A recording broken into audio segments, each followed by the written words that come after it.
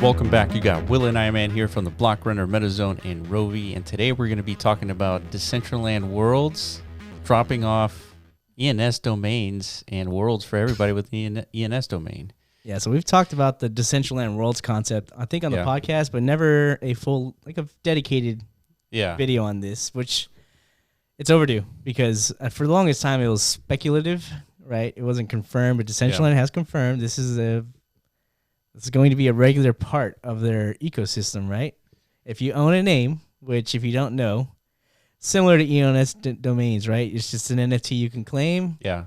You just register whatever name you want that's available. Now you own that NFT. I think it costs 100 mana. Yep. You can associate that to your avatar's identity in the metaverse, right? So pretty cool utility for an NFT, right? Yeah. A forever identity. We were early in Decentraland, so we got names like Will and Iman. Did I get Iman? I might have gotten Isaac. Oh, you got Isaac.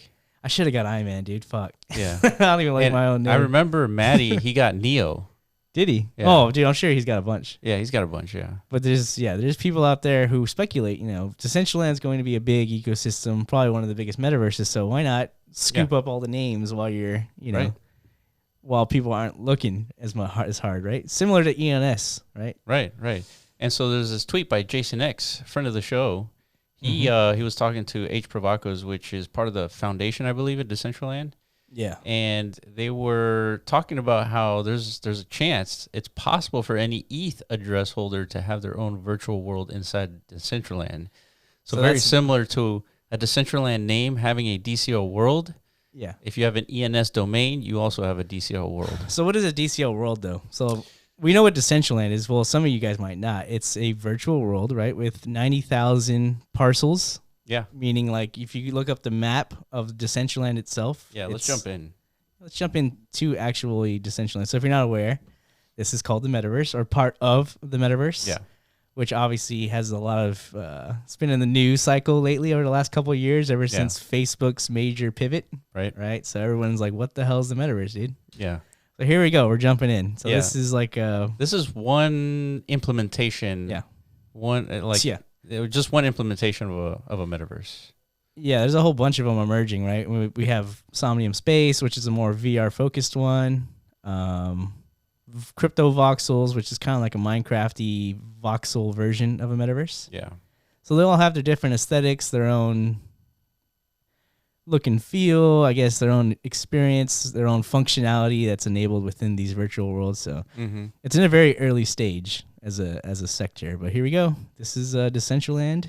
Yeah, and what you're looking at here is a bunch of different metas. So metas is a term that we coined, metaverse-enabled tokenized applications. And these are all NFTs that are deployable on your land. And some of these NFTs generate revenue. Like, for example, if someone clicks on this item here, they can purchase it for 1,500 mana, which is a lot of mana for a weapon.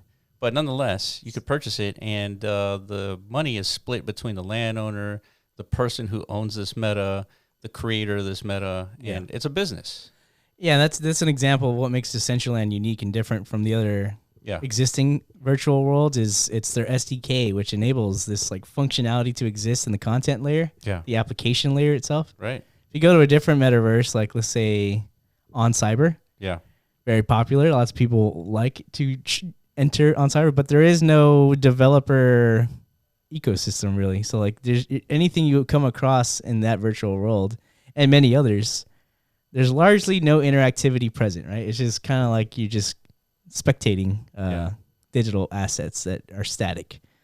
So yeah, this isn't really to get too deep in the weeds about the metaverse. It's really just to hone in on Decentraland is expanding its ecosystem. Yeah, well, your question was, well, what is a DCO world? So if, like, you can't really see my name, but if you, you see these guys' names.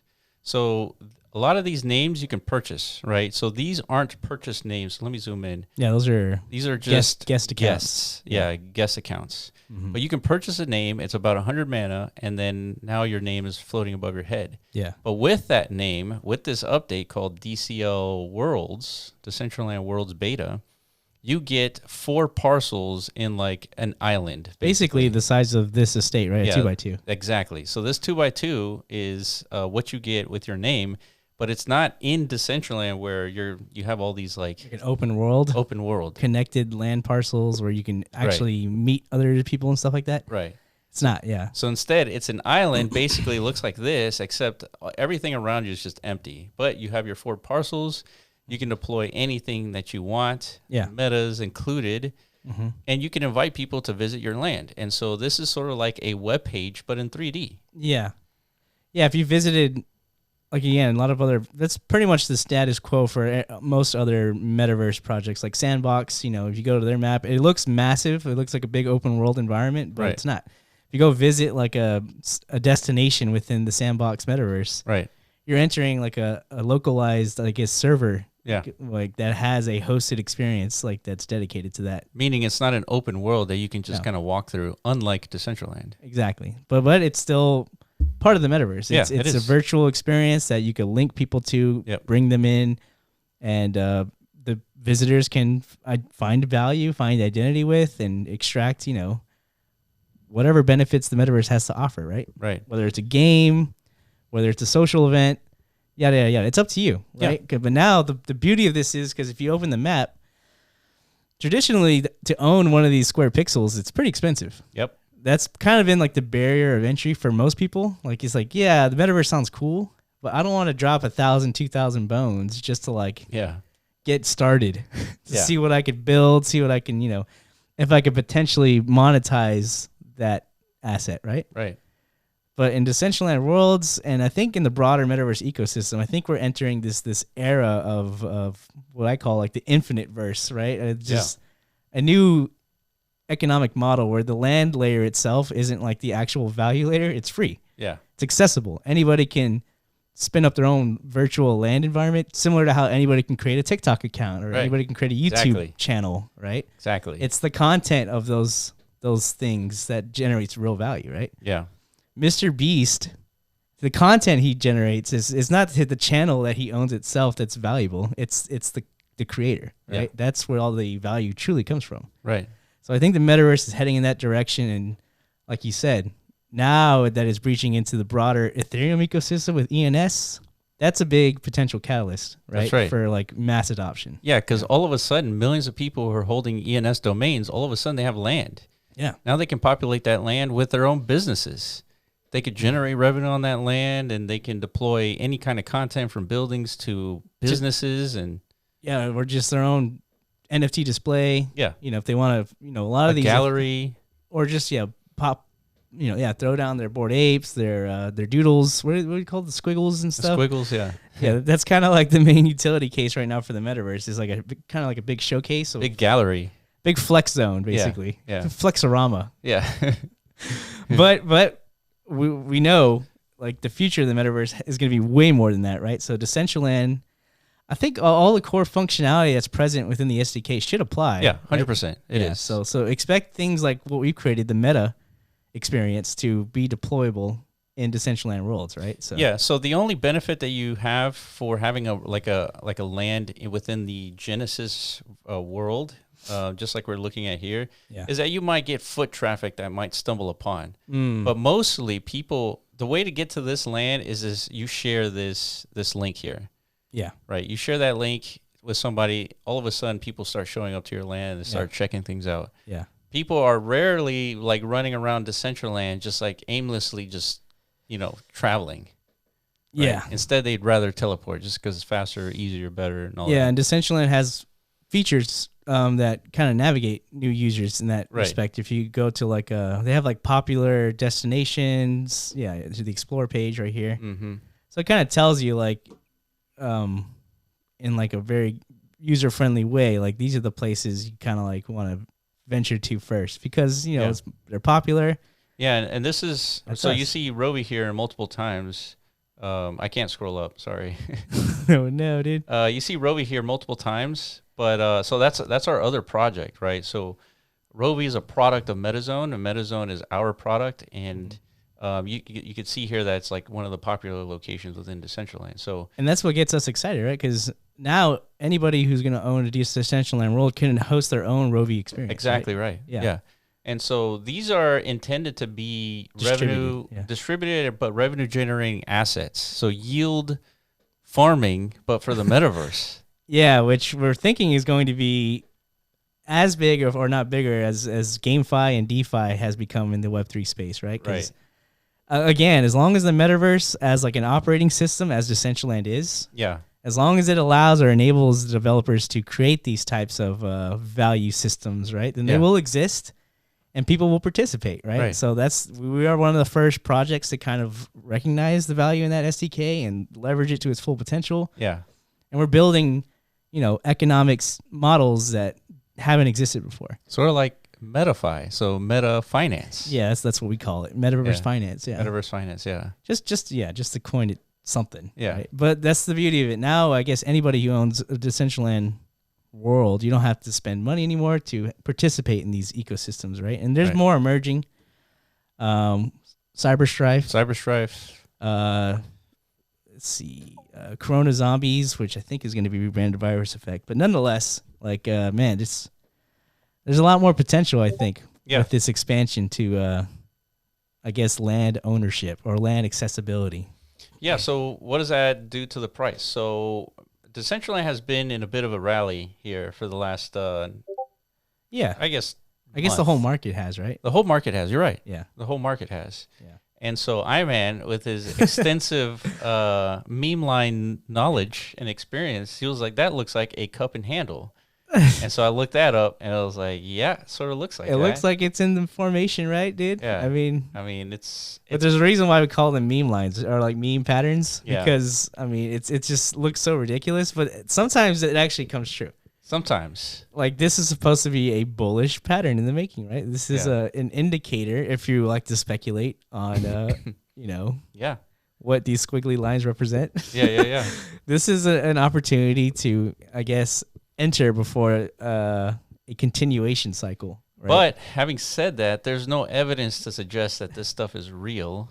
But nonetheless, there's a good chance that it is because people are looking at it, they're recognizing patterns, and they're like, hey, this looks like a cup and handle. And there's a lot and then there's millions of people saying the same thing, and all of a sudden, prophecy becomes true. That's kind of why these things end up actually working. Just like you said, it's a pattern recognition. Yeah, and everybody's looking at the same thing, so everybody kind of like just comes to the same execution. Yeah, But I think the only way that this works is if you have tons of eyeballs, tons of recognition, tons of marketing that say, "Hey, cup and handle." All of a sudden, it's like, everybody starts believing that, that's true, and then you have an explosion. Yeah, and then of course you need like some bullish sentiment overall to kind of like break through these resistance layers. And and so we're speculating. So there's nothing announced here, but we're speculating. It's sort of like you know how you watch a generic YouTube video about cryptos, like, hey, do this so you can get your airdrop. Oh yeah. Those are speculative because you're not for sure going to get an airdrop. Yeah, and so we don't know for sure that ENS domains are going to get a DCL world.